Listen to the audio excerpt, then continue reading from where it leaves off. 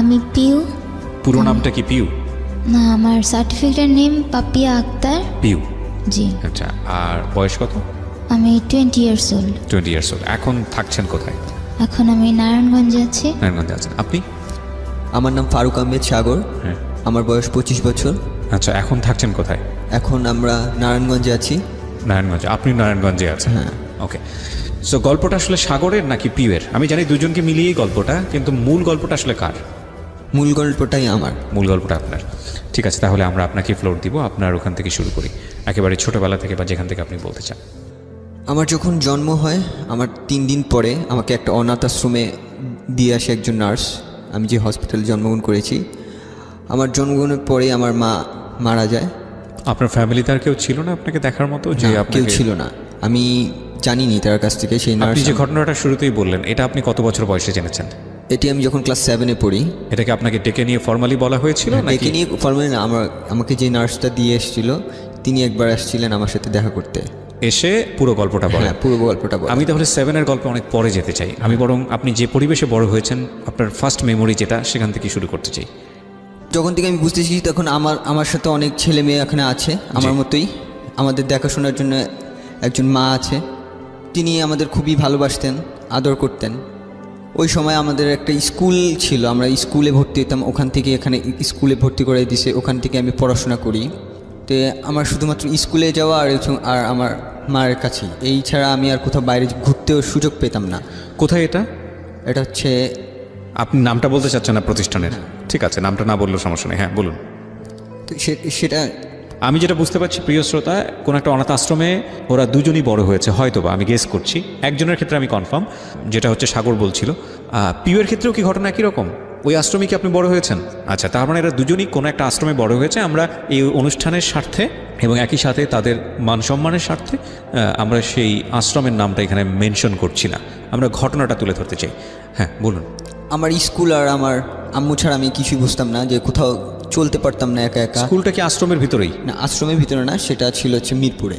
মিরপুরে বাইরে? বাইরে ছিল, মানে 8-10 জনের মতোই স্কুলটা? 8-10। তো ওখানে গিয়ে কি একটু বুঝতে পারতেন যে আপনারা এবং বাকি যে ছেলেমেয়েরা আসে বাইরে থেকে, তাদের জীবনযাপন একটু আলাদা? না, ছোটবেলায় তখনও বুঝতেন না, কিছুই বুঝতাম না। কোন ক্লাসের গল্প এটা? এটা হচ্ছে আমি যখন কেজিতে পড়ি। কেজিতে? মানে একেবারেই না বোঝার বয়স? হ্যাঁ, কেজিতে পড়ি, তখন আমার আম্মু ছাড়া আমি কিছুই বুঝতাম না। তো আমি বাইরে কারোর সাথে কথাও বলতে পারতাম না ঠিক মতো। আর দেখা যেত আমি পড়াশোনা অনেক বেশি কাঁচা ছিলাম, তো আমি ঠিকমতো পড়াশোনা করতাম না। তো আমাকে দেখা যেত প্রায় সময় অনেকক্ষণ ধরে স্কুলে রেখে দিত, আর আমার আম্মু অনেকক্ষণ ধরে ওয়েট করতো আমার জন্য। তো এক পর্যায়ে আমার এরকম করে আমি বেড়ে উঠি। তো আম্মু আমাকে অনেকবার বুঝিয়েছে যে এখান থেকে তোমাকে একসময় বের হইতে হবে, এটাই তোমার একেবারে পার্মানেন্ট জায়গা না, তোমার এখান থেকে বের হতে হবে। তো তোমার এর জন্য তোমার পড়াশোনা করা খুবই বেশি জরুরি। তো তখন খালি দুষ্টুমি বুঝতাম, ছোট তো, পড়াশোনায় মনোযোগ ছিল না। তারপরে উনি ক্লাস 5 পর্যন্ত আমাকে দেখাশোনা করে, তারপর ওনার ক্যান্সার হয়। ক্যান্সার হওয়ার পর সে মারা যায়। ওই সময় আমি প্রচণ্ড কষ্ট পেয়েছিলাম যে আমাকে আদর করার আর কেউ নাই, বা আমাকে ভালোবাসার মতো কেউ নাই, একজনই ছিল। তো ওই সময় আমার আম্মু যেদিন মারা যায় তার আগের দিন আমাকে বলে গেছে যে যেখানেই থাকো ভালো থাকবা, আর কারোর সাথে কোনো দুষ্টামি করবা না, আর পড়াশোনা ভালো করে করবা। তো আমি জানিও না যে আমার ক্যান্সার, তখন তো বুঝতামও না ঠিক মতো ক্যান্সার জিনিসটা কী। তারপর দিন আম্মু সকালবেলা উঠার পরে তাকে আর জীবিত পাইনি। আমি আম্মুর পাশেই ঘুমাই রাতের বেলা। জাস্ট এতটুকু মনে আছে, আমার ঘুম থেকে ওঠার সময় আম্মু আমার মাথায় হাত বুলিয়ে দিছে, এতটুকু যে আমি ঘুম থেকে উঠে গেছি রাতের বেলা। তো ওই সময় সে হাত বুলিয়ে দিছে। মানে কি উনি আশ্রমেই থাকতো? ওখানেই থাকতো? আশ্রমে তিনি আমাকে দেখাশোনা করতো। আচ্ছা, তো আপনার মতো আর মা বলতাম। কতজনকে এরকম দেখাশোনা করতো? ওখানে অনেকগুলো ঘর ছিল, একটা ঘরে 10 থেকে 12 জন করে ছিল। 10 থেকে 12 জনের একজন মা। তো উনি আমাকে রাতের বেলা মাথায় হাত বুলিয়ে ওই কথাটুকু বলছে। তো সকালবেলা আমি উঠে তাকে আর জীবিত পাইনি। তো আমি প্রচণ্ড কান্না করেছিলাম ওই সময়। আমার আম্মুর শেষ কথা ছিল যে তুমি পড়াশোনা করো। ওই সময় আমি বুঝতামও না কোনো কিছু। তারপরও আম্মুর শেষ কথা অনুযায়ী আমি 5-এ খুব খারাপ স্টুডেন্ট ছিলাম। তো আস্তে আস্তে আমি নিজেও পড়াশোনা করতাম। আমি আমার বন্ধুদের, আমার ম্যাডামদের সাহায্য নিলাম। যখন জানতে পারছে যে আমার মা মারা গেছে, তখন ম্যাডামরা আমাকে এক্সট্রা কেয়ার দেওয়া শুরু করলো। তো ওভাবে ম্যাডামদের ভালোবাসা, বন্ধুদের ভালোবাসা আমি আস্তে আস্তে পড়াশোনা করি। তো পড়াশোনা করতে করতে আমার অসুস্থ হয়ে যায়। আমি 3 মাস ঠিকমতো, আম্মু থাকতো, খাওয়াতো ঠিকমতো, আম্মু নাই, এখন খাওয়ার অনিয়ম হয়ে গেছে, আমি অসুস্থ হয়ে যাই।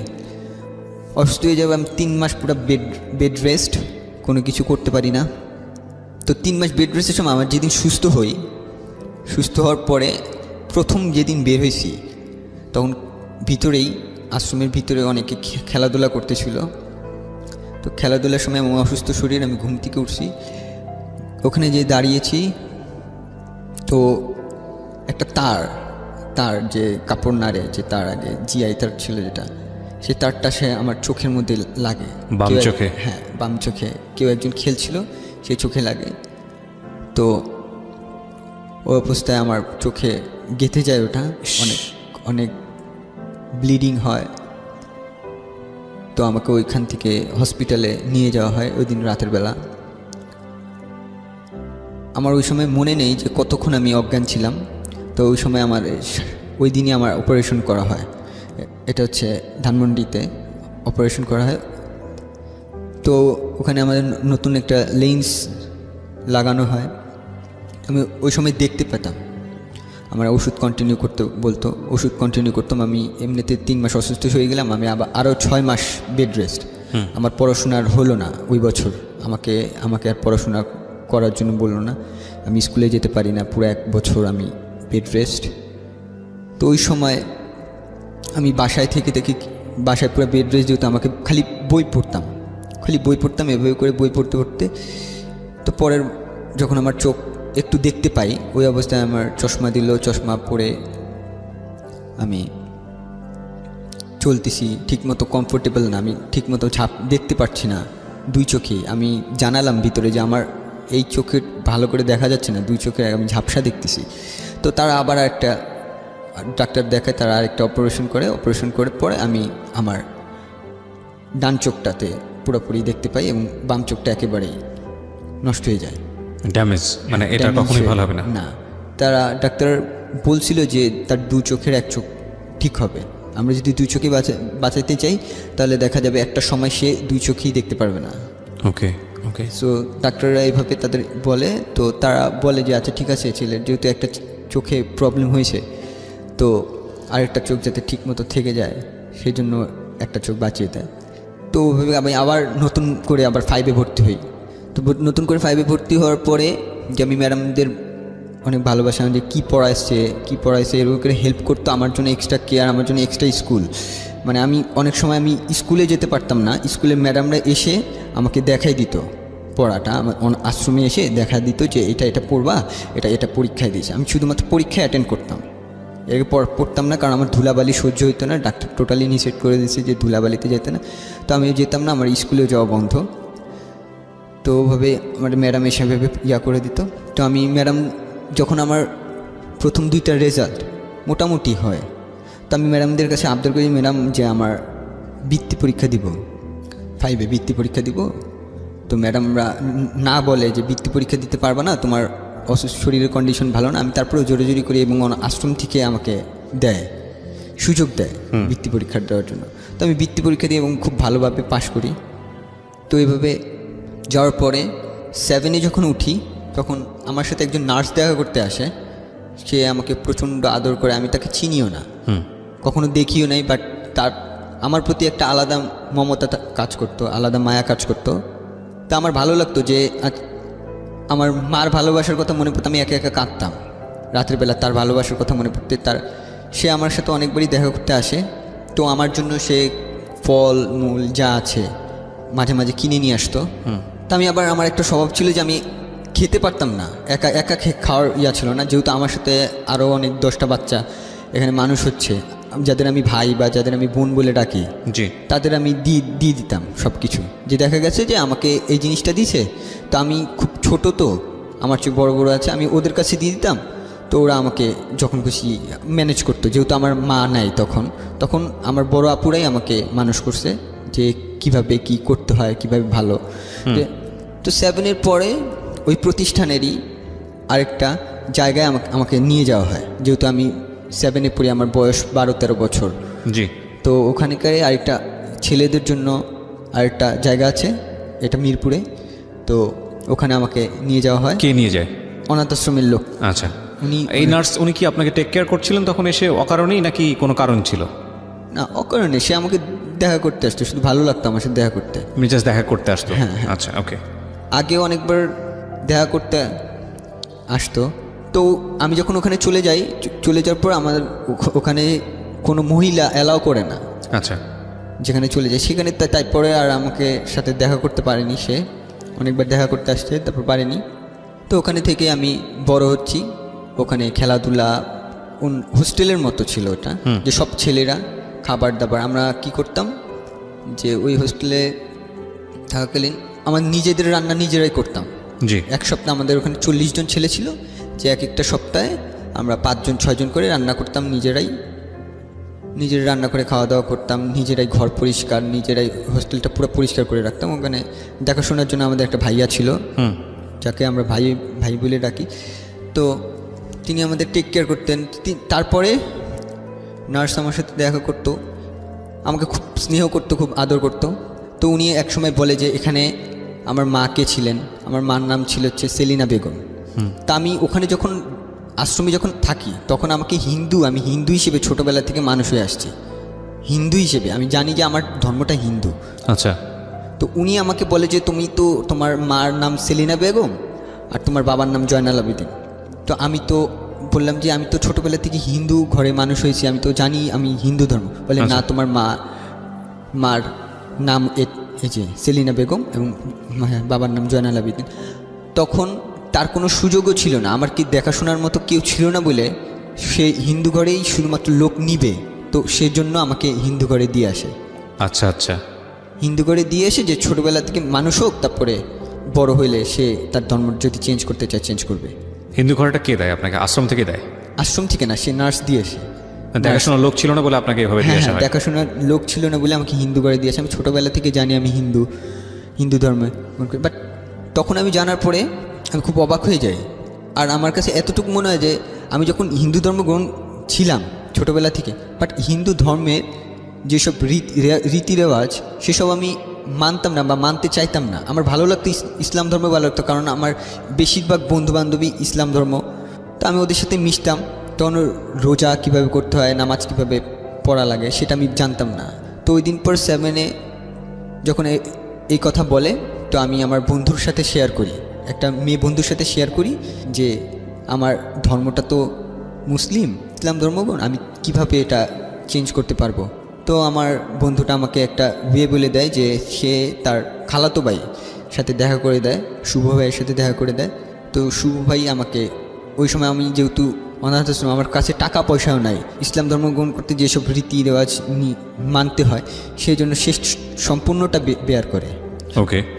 তারপরে আমি টোটালি আমি তার মাধ্যমেই ইসলাম ধর্ম গ্রহণ করি এবং ইসলাম ধর্মে যেসব রীতি রেওয়াজ সেসব পালন করা শুরু করি। আপনাকে যখন এসে এই ভদ্র মহিলা বললেন যে আপনার মা এটা ছিলেন, আপনার বাবা অমুক ছিলেন, তো আপনি আর কি জানতে পারলেন? তাদের বাড়ি কোথায়, কেন সেখান থেকে আপনাকে আশ্রমে দেওয়া হলো, কি জানতে পারলেন আসলে? আমার নার্স এতটুকু বললো যে আমার শুধুমাত্র মা আসছিল হসপিটালে, আমার মাকে দেখাশোনার মতো কেউ ছিল না, কেউ আসেনি, মা নিজে আসছে। আমি যখন পেটে ছিলাম তখন নিজে আসছে। তো অনেক খারাপ কন্ডিশনে আসছে। তো আমাকে শুধুমাত্র ডেলিভারি করার পরে তিনি আর বাঁচেনি, তাই ঠিকমতো জানতে পারিনি আমার সম্পর্কে। তো ডেলিভারি করার আগে নিশ্চয়ই ডাটা এন্ট্রি করা হয়, সেখানে বাবাকে, বাড়ি কোথায়, বাড়ি বলা হয়েছিল চাঁদপুর। আচ্ছা, এতটুকুই বলা হয়েছে চাঁদপুর, কুমিল্লা থেকে আসছে। কি করে বাবা কি করে আমাকে সে জানায়নি, যে ঠিকমতো বলেনি। ওনার সঙ্গে কি আপনার এখনো যোগাযোগ আছে? না, তার সাথে যোগাযোগ নেই। সে 2012 সালে মৃত্যুবরণ করে নার্সটা, ফার্ম গেটে। আমরা কতটা ব্লেসড, মানে সৃষ্টিকর্তার থেকে, যে উই হ্যাভ এ ফ্যামিলি, আমাদের পরিচয় আছে, আমাদের কোনো কিছু হলে আমরা শেয়ার করতে পারি। আজকে যে দুজন এখানে আছে তাদের বড় হওয়াটা অন্যরকম একটা পরিবারে, যেখানে অনাথ ছেলেমেয়েরা গিয়ে বড় হয়। সো যারা শুনছেন তারা একটু মনোযোগ দিয়ে শুনবেন যে আসলে কষ্টের জায়গাটা আসলে কোথায়, শিক্ষণীয় জায়গাটা আসলে কোথায়। এটা কি আপনাকে ব্যথিত করতো ওই সময়টাতে, যে আপনার জন্মটা কেন? আমার খুব খারাপ লাগতো যখন স্কুলে যখন মাদার্স ডে হিসেবে সবাই আসতো, মাদার্স ডে ফাদার্স ডে হয়তো যখন সব মা বাবারা আসতো, আমার সময় কেউ ছিল না, আমার কাছে মানে কেউ আসতো না আমার জন্য। যে পরীক্ষার রেজাল্ট বেরোয়েছে, সব মা বাবারা আসতেছে, আমার কেউ ছিল না বলে আমার কেউ আসতোই না। আমি একে একে আমার রেজাল্ট কার্ড সব কিছু আমি নিজেই নিতাম, বা আদর করবে কেউ, আদর করার মতো তখন কেউ ছিল না। তো বন্ধু বান্ধব খুব ভালো ব্যবহার করতো আমার সাথে, সবাই জানতো যে আমি এই প্রতিষ্ঠান থেকে মানুষ হচ্ছি, আর ম্যাডামরাও জানতো। তো আমার একজন ম্যাডাম ছিল, তিনি আমাকে মা বলার অধিকার দেয়, যে তুমি আমাকে, তোমার যদি খুব কষ্ট হয় তাহলে তুমি আমাকে মা বলে ডাকো। আমি তাকে কোনো সময় ম্যাডাম বলিনি, তারপর থেকে আমি সবসময় মা বলে ডাকছি, এবং সে মায়ের মমতা দিয়ে আমাকে বড় করছে যতদিন আমি ওই স্কুলে পড়াশোনা করছি। আমার যত সব হেল্প লাগে তিনি করছে, পড়াশোনার দিক দিয়ে, আর্থিক দিক দিয়ে। তো আমার যখন ফ্রেন্ডের মাধ্যমে আমি ইসলাম ধর্ম গ্রহণ করি, তো ওখানে আমি তখনও জানাইনি, আর প্রতিষ্ঠানে তখনও জানাইনি যে আমি ইসলাম ধর্ম গ্রহণ করেছি। তাদের কিছু ছিল, রেস্ট্রিকশন ছিল যে তাদের, বাট আমি ভয়ও পেয়েছিলাম, এই জন্য জানাইনি। আর তাদের অনেকগুলো নিয়ম ছিল, আমি লুকিয়ে লুকিয়ে আমাদের বন্ধু বান্ধবের সাথে আমি তাদের কীভাবে কোরআন শরীফ পড়তে হয়, কীভাবে নামাজ পড়তে হয়, কীভাবে রোজা রাখতে হয়, এগুলি শিখেছি। আমি লুকিয়ে লুকিয়ে নামাজ পড়তাম তখন, যে বাসার উপরে আমি যতদিন ছিলাম হোস্টেলে, সবাই দেখা গেছে যে মসজিদে নামাজ পড়তেছে, কয়েকজন ফ্রেন্ড আমাকে নিয়ে যাইতো, যখন নিয়ে যেয়ে আমরা বাইরে যেয়ে নামাজ পড়তাম, আমি নামাজ পড়তাম। তো আমি ওই সময় শুভ ভাইয়ের সাথে কথা বলি যে শুভ ভাই, আমি তো এই পরিস্থিতির মধ্যে আছি, আমি যতদিন আমাকে হেল্প করবে এরা, ততদিন আমি প্রকাশিত করতে পারবো না। তো শুভ ভাই আমাকে সুযোগ করে দেয় যে শীতে সে আমাদের হোস্টেলের পাশে একটা বাসা ভাড়া নেয়। সে যেহেতু আমাকে ইসলাম ধর্ম গ্রহণ করেছে, সে আমাকে খুব স্নেহ করতো, তো আমাকে সে ওখানে ব্যবস্থা করে দেয় নামাজ পড়ে, তোমার 5 ওয়াক্ত নামাজ যদি পড়তে চাও তুমি আমার বাসায় এসে পড়তে পারো। আচ্ছা। তো আমি এইভাবেই কন্টিনিউ করতাম, যে দেখা যেত আমি খালি ফজরের নামাজটা পড়তে পারতাম না তার বাসায়, ফজরের নামাজটা আমি আমার রুমেই পড়তাম, আর বাকি সব নামাজটা আমি তার বাসায় পড়তাম। তারপর আমি এইভাবে বড় হচ্ছি, বাট আমি খুব করে চাইতাম যে আমার সবাই জানুক ইসলাম ধর্ম গ্রহণ করেছি, সবাই জানুক, বা অনাথ আশ্রমের সবাই জানুক যে আমি ইসলাম ধর্ম গ্রহণ করেছি। বাট কেউ এই জিনিসটা মানতে পারবে না কি, সেজন্য আমি বলিনি কাউকে। তো আমি এভাবে করে ক্লাস 9-এ উঠি। 9-এ ওঠার পরে শাহনাজ ম্যাডাম চলে যায়, স্কুল থেকে চলে যায়। এভাবে করে আমি এসএসসি পরীক্ষা দিই। এসএসসি পরীক্ষা দিই 2010। পরিচয় কবে থেকে আপনার? আমি ছোটবেলায় যেখানে মানুষ হয়েছি সেখানে যেতাম, মাঝে মাঝে যাইতেন, মানে শেকরের যেখানে আসলে। হ্যাঁ, ওকে। তো অকেশনে যেতাম, তো অকেশনে এক অকেশনে গেছি, সেটা ঈদ ছিল।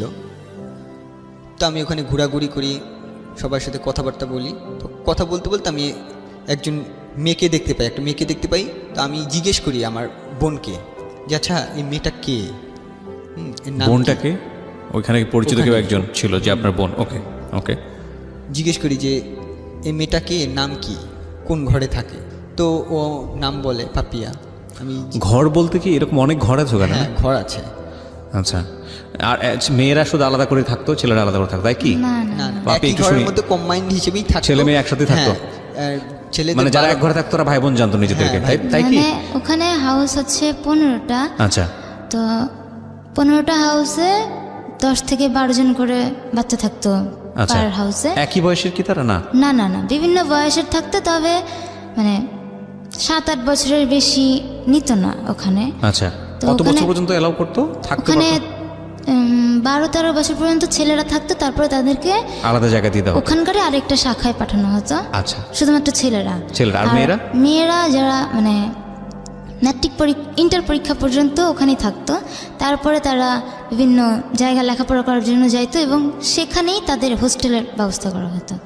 তারাও ওখানে থাকতে পারতো না, কারণ মানে আমরা চলে যাচ্ছি, নতুন আসবে, সেই কারণে ওখান থেকে আমাদেরও চলে যেতে হতো। তো মা কি থেকে যেতেন নাকি মা বদল হতেন? না, মা বদল হতেন একটা নির্দিষ্ট টাইম পর, যেমন তার বয়স হয়ে গেছে বা সে অসুস্থ হয়ে গেছে, তার পক্ষে সম্ভব না, তখন বদল হতেন। এছাড়া মা মানে কন্টিনিউয়াসলি থেকে যেতেন, মা নতুন নতুন বাচ্চা পেতেন, তাদেরকে সন্তানের মতো লালন করতেন। ঈদ যে কোনো অকেশনে সে বাসায় যেত না, আমাদের সাথে তাকে ঈদ করতে হবে। এই মারা সাধারণত কারা? এরা কারা? ওনারা মানে ফ্যামিলিতে মনে করেন কোনো সমস্যা হলে হাজব্যান্ডের সাথে অনেকের ছাড়াছাড়ি হয়ে যায়। আচ্ছা আচ্ছা। অনেক রকম সমস্যা থাকে ফ্যামিলির, মানে ফ্যামিলি থেকে বঞ্চিত, বিভিন্ন জায়গা থেকে বঞ্চিত, নিজের লাইফ নিজেকে কন্টিনিউ করতে হবে। ফ্যামিলি আছে কিন্তু তার নিজের লাইফ নিজেকে কন্টিনিউ। সে বিবাহিত, অবশ্যই বিবাহিত, কিন্তু তার নিজের লাইফ নিজেকে কন্টিনিউ করতে হবে, সে আর বিয়ে করবে না বা অনেক রকম সমস্যা থাকে। হাজব্যান্ডের সাথে ডিভোর্স হয়ে গেছে বা হচ্ছে কখনো বাচ্চা হবে না তার, তো এই যে হাজব্যান্ড এই ছেড়ে ধরনের চলে গেছে, মহিলারা ওখানে job এরকম করতে সমস্যার উপায় কারণে নেই, নিরুপায়, হ্যাঁ, এই নিরুপায়। ধরনের ওনারা যান এবং কিছু কন্ডিশন মেনে নিয়ে তারা মা সাজেন, তাই তো? জি। আমার আসলে এত ইন ডিটেল কখনো জানা হয়নি। প্রথম কথা হচ্ছে, যারা অনাথ আশ্রম দেন, যারা কাজ করেন, তারা নিশ্চয়ই এই বাচ্চাগুলোর ভবিষ্যৎ কীভাবে ভালো হবে সেটা ভেবেই কাজটা করেন, এবং এখানেও একটা সিস্টেম মেনটেন করতে হয়। সুতরাং সেই জায়গা থেকে অবশ্যই তারা সম্মান পাওয়ার যোগ্য। যুগের পর যুগ ধরে তারা এই কাজটা করে যাচ্ছেন, নইলে এই বাচ্চাগুলোর কী হতো, তাই না? কিন্তু আমরা যেহেতু একটা পরিবারে বড় হই, আমি তো একটা পরিবারে বড় হয়েছি, তুমি করেই বলি তোমাদের দুজনকে, তোমরা যেহেতু পরিবারটা পাওনি, সুতরাং এই পরিবারের জায়গাটা থেকে একটা কষ্ট হচ্ছে তোমাদের দুজনের জন্য। এটা আমার অনেক লিসনারের হচ্ছে, যেটা হয়তো তোমরা বুঝতে পারতেছো না আসলে, কারণ পরিবারের টেস্টটা হয়তো তোমরা কখনোই পাও নাই। পেয়েছো কি? আমার তো মনে হয় পাওনি। তোমার ক্ষেত্রে কী হচ্ছে পিউ? তুমি কবে এসছো? আমি আসছি 6 বছর বয়সে।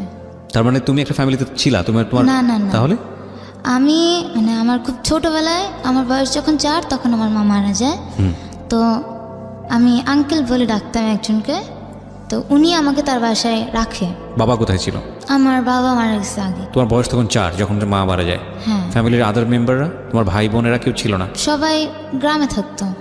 তোমার মা তোমাকে নিয়ে শহরে থাকতো? আমি ছোটবেলায় আমার নানির কাছে ছিলাম। আচ্ছা। তারপর নানির কাছ থেকে আমি আমার মার কাছে আসি। মা কোথায় থাকতো? আমার মা থাকতো ফরিদপুরে। ফরিদপুরে? কোথায় থাকতো, মানে কার কাছে থাকতো?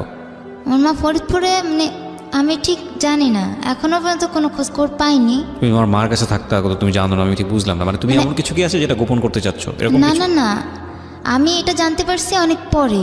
না, তুমি তোমার মার কাছে যখন ছিলে তখন তোমার মা কি করতো? মা ফরিদপুরে কি করতো, কার কাছে থাকতো?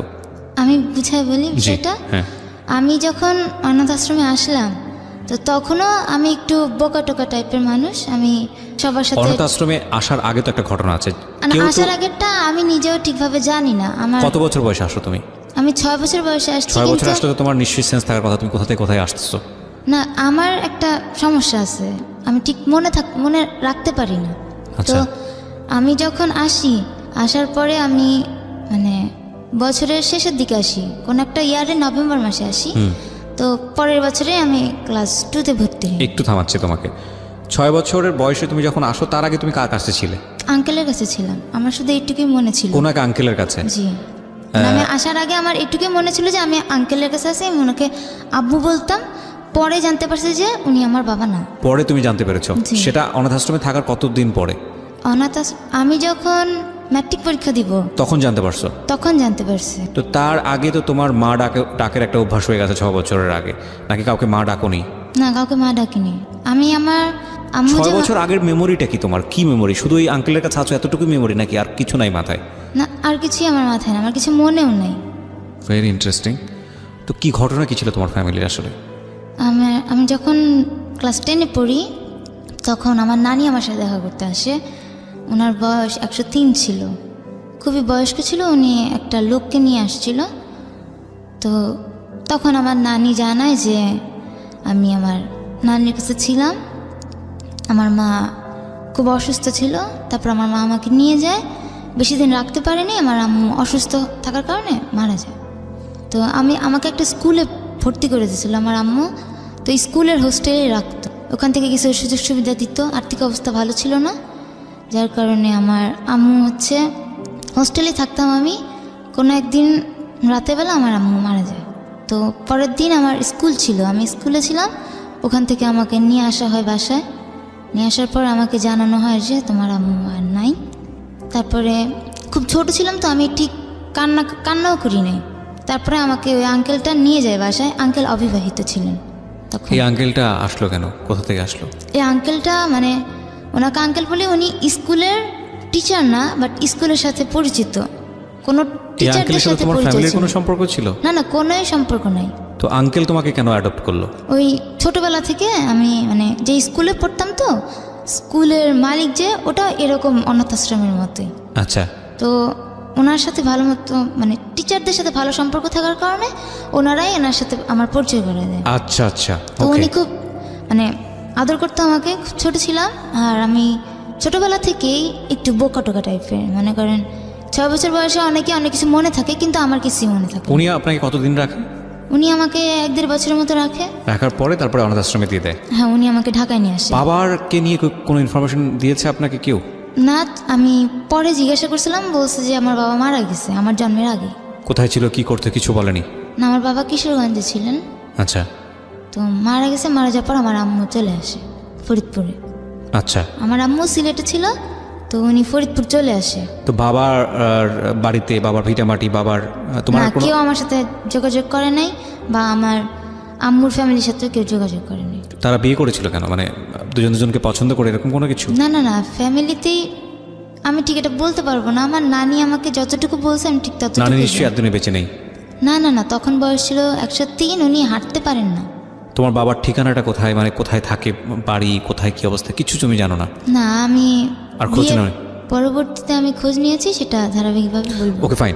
আমরা যে জায়গাটায় ছিলাম, যে আপনি তখন ক্লাস 9-এ, রাইট? ক্লাস 9-এ থাকা অবস্থায় আপনার এই পাপিয়ার সঙ্গে পরিচয়, এবং পাপিয়াকে ভালো লেগে যায়, এই কারণে পাপিয়ার নামটা আপনি জানলেন। পাপিয়া তখন কোন ক্লাসে? আমি তখন 6-এ হবে। 6-এ। বলেন তারপর। তো আমি জিজ্ঞেস করি আমার বোনকে যে এই মেয়েটা কে, কোন ঘরে থাকে, নাম কি। তো আমাকে বলে যে নাম পাপিয়া, এত নম্বর ঘরে থাকে। তো ওখান থেকেই আমি ভালো লেগে যায়, প্রথম দেখাতে খুব ভালো লেগে যায়। তা আমি ওকে দেখার জন্য যেসব অকেশনে আমি না যেতাম, আমি তখনও কিন্তু জানাইনি যে আমি কিন্তু মুসলিম হয়ে গেছি। দেখা গেছে যে কোনো পূজা হচ্ছে ঘরে, আমি পূজাতে সচরাচর আগে যাইতাম না। তো আমি ওই সময় যাওয়া শুরু করছি।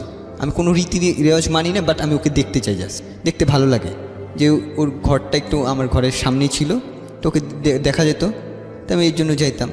তো এরকম করে কতদিন পার আমি ওকে বলিও নি সাহস করে যে তোমার নাম কি। আমি নিজে জিজ্ঞেস করিনি যে তোমার নাম কি, কোন ক্লাসে পড়ো, কিছুই জিজ্ঞেস করিনি।